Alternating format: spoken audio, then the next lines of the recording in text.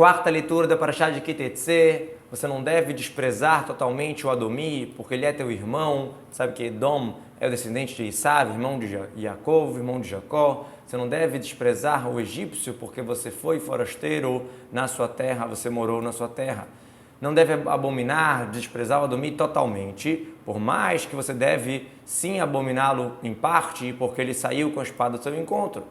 Mesma coisa o egípcio, não deve abominá-lo, desprezá-lo totalmente, por mais que eles jogaram os seus homens, seus meninos no rio Nilo. Qual o motivo? Porque ele foi para você como arsânia, como pousada, como local de hospitalidade, local que recebeu vocês no momento de aperto, no momento difícil. Por isso, que por um lado fizeram coisas ruins, por outro lado é o teu irmão ou te atendeu em momentos de necessidade, então os filhos que vão nascer para eles da terceira geração, eles podem vir na congregação de Hashem, eles podem se converter. Os outros povos que não é do egípcio ou adomita podem se converter imediatamente. Daqui a gente vê que a pessoa que ela faz a outra pessoa pecar é pior do que aquela que mata. Porque quando você mata alguém, você mata ele nesse mundo. Quando você faz a pessoa pecar, você está tirando ele desse mundo, porque a vida dele não vai ser mais completa, não vai ser boa e digna, e do mundo vindouro. Por isso, Edom, que foram com espada, não foi totalmente abominável. Depois de 3 gerações, pode se converter. É a mesma coisa os egípcios, que afogaram as crianças, também depois de 3 gerações, podem se converter. Mas aqueles que fizeram pecar foram totalmente abominados, como a gente falou, que não podem se converter, os descendentes de Amon e Moav, que fizeram o povo de Israel pecar. Quando você vai sair do seu acampamento sobre o teu inimigo para uma guerra, você deve se cuidar de toda coisa ruim. Ou seja, o Satã, o acusador, ele acusa justamente no momento do perigo. Então, por mais que a gente possa ter deméritos, sempre no momento de perigo, no momento de guerra, tem que ser mais forte, se cuidar de não fazer nada de errado. Se tiver em você um homem que não estiver puro por um acontecimento da noite, ele vai sair para fora do acampamento, não deve entrar para dentro do acampamento. Está falando de uma coisa normal que é de noite, não obrigatoriamente a impureza veio de noite, mas é normal acontecer de noite. Ele deve sair para fora, esse aqui é uma mitzvah a ser, uma mitzvah ativa, não deve ficar. Lo yavô não deve vir para o acampamento, é uma proibição lotacê de entrar. E no caso é proibido de entrar também no acampamento de Leviá e obviamente que é proibido no Mahané Shekhinah, seria dentro mesmo do tabernáculo. Está se tratando de uma pessoa que está com a impureza, de uma impureza que saiu do homem. E será ao entardecer, ele vai lavar na água, ou seja, vai no mikveh, e quando o sol se pôr, então ele vai poder entrar, vai poder chegar para o acampamento. Ou seja, próximo dia anoitecer ele vai mergulhar e ele só vai ficar puro depois que passar o pôr do sol. Então não adianta ir no mikveh cedo, 7 horas da manhã, porque só quando o sol se pôr realmente que vai terminar a sua purificação, mais exatamente quando chegar à noite.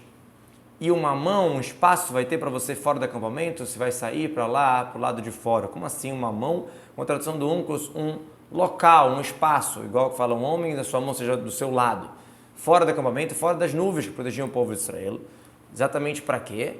Exatamente para quando estiver precisando fazer necessidades no meio da guerra, vai sair para fazer as necessidades. E uma estaca, uma pá vai estar com você além dos seus outros utensílios de guerra. E quando você estiver do lado de fora, você vai cavar com essa pá e você vai voltar e cobrir os seus excrementos. Azenecha, ou seja, além dos teus utensílios que você está usando, azenecha lembra para a gente Kleizain, que são utensílios de arma. Que Hashem, teu Deus, está andando dentro do teu acampamento para te salvar e para dar o teu inimigo na tua frente. Então, por isso, o teu acampamento tem que ser sagrado. Você não deve ir no banheiro dentro dele, tem que ter um espaço para ir no banheiro distante. Você deve cobrir os excrementos. Não deve aparecer em você qualquer nudez, qualquer assunto de discrição e vai voltar de atrás de você. Ou seja, a Kadosh Baruch Hu não deve ver, você faça de um jeito para que modo de falar, para que Deus não veja coisas erradas e para ele continuar com você. Obviamente está falando da revelação de Hashem, por conta dessa revelação você deve respeitar a Mahané, não pode ter banheiro, não pode fazer de uma maneira sem tzniut. Você não deve entregar um escravo para o seu patrão, se ele se salvou para você, disse com o seu patrão ele fugiu para você, você não deve entregar. Como a tradução do Unclus, você não deve entregar um escravo de um não-judeu para o seu patrão. Outra explicação, mesmo um escravo que é de um judeu, um escravo não-judeu, que pertence a um judeu, que ele fugiu de fora de Israel para a terra de Israel, você não pode entregar ele, você deve aceitar ele lá. Com você, ele vai sentar dentro de você, no local que ele vai escolher, em uma das suas cidades, que é bom para ele, você não deve fazer ele sofrer. Não vai ter uma Kdeshá das filhas de Israel e nem um kadesh das filhas de Israel. O que quer dizer que deixar reservada para a prostituição, para relações, mufkeret, desapropriada, sem regras para a relação. E a mesma coisa, o homem não deve ter kadesh preparado para relações homossexuais. O Unclus traduziu que a esposa do povo de uma filha, uma mulher do povo de Israel, não deve casar com um escravo, porque também seria como tivesse relação de prostituição, já que não é casamento com um escravo, não tem kidushin. Foram comparadas com o burro, como está escrito, fiquem aqui com o burro, o povo que se parece com o burro. Então, uma mulher judia casar com um escravo seria igual prostituição. E a mesma coisa, um judeu não deve casar com uma escrava, porque a mesma coisa ele também vai ser chamado de kadesh, porque as relações seriam relações sem santidade, sem a mitzvah do casamento, porque o kidushin, o casamento, não pega, não cai, não recai nesse caso do escravo e da escrava. Você não deve trazer um presente de uma prostituta ou um preço de um cachorro, vamos entender do que está se tratando, para a casa de Hashem, teu Deus, para todo juramento, porque isso é abominável para Hashem, essas duas coisas, também essas duas coisas. O que seria um presente da prostituta se alguém dá um cordeirinho para ela, por exemplo, para pagar pelos serviços dela, aquele animal ele está passuro, está impróprio para servir como corban, isso aqui é abominável por Deus. O valor de um cachorro, por exemplo, se eu comprei um cachorro trocando por uma ovelhinha, então aquela ovelhinha não pode servir como corban. Também os dois, ou seja, por que fala também? Vem incluir a mudança. Por exemplo, se eu paguei o cachorro com trigo e agora esse trigo virou farinha, também não pode usar para corban, para minchá, para oferendas no Beit HaMikdash, no sagrado. Você não deve morder para o seu irmão uma mordida de dinheiro, uma mordida de consumo, uma mordida de qualquer coisa que será pego, ou seja, os juros. Aqui está dando uma proibição para o lovê, para a pessoa que pegou emprestado, que ela não deve dar juros para o malvê, para o credor. E depois a gente vai ver a proibição também do credor emprestar com juros.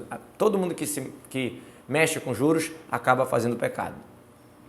Para o não-judeu, você deve cobrar juros, para o teu irmão, você não deve cobrar, para que a Hashem vai te abençoar em tudo que a tua mão vai chegar sobre a terra que você está chegando para herdar. Obviamente, como o não-judeu ele cobra juros de você, você também pode cobrar juros dele. Mas o judeu que você não cobra dele e ele não cobra de você, então fica justo. Para o não-judeu, você vai cobrar juros e não para o teu irmão, e disso você entende uma proibição que se entende de uma mitzvah ativa, é uma mitzvah ativa também. Então, do momento que fala que para o goi pode dar a entender que para o judeu seria uma proibição também de mitzvah ativa. Fora das Shnei Lavim já tem duas proibições passivas de não emprestar com juros, tem uma mitzvah ativa de respeitar essa lei dos juros e não cobrar juros. Que te dou neder, quando você fizer um juramento para Hashem, você não pode atrasar em pagá-lo, que Deus vai buscar, vai exigir de você e vai ser em você um pecado. Que quer dizer não atrasar, não pode passar as 3 festas. Sábios aprendem isso de um passuco. Se eu fiz o juramento, passar peixe, já vou de Sukkot, vou estar transgredindo essa proibição. Agora, se você evitar jurar, você não tem pecado nenhum. Se você jurou, é melhor você doar logo aquilo que você jurou. Mas se você não jurar, não tem pecado nenhum. Motzás vateich, a expressão dos teus lábios você deve guardar e fazer como você jurou para Hashem, para dar uma doação que você falou com a sua boca, ou seja, não só que tem a proibição de transgredir ou de atrasar um juramento, ele tem uma mitzvah ativa de cumprir a sua promessa. Então tem a proibição de descumprir e a mitzvah ativa de cumprir aquilo que você expressou claramente.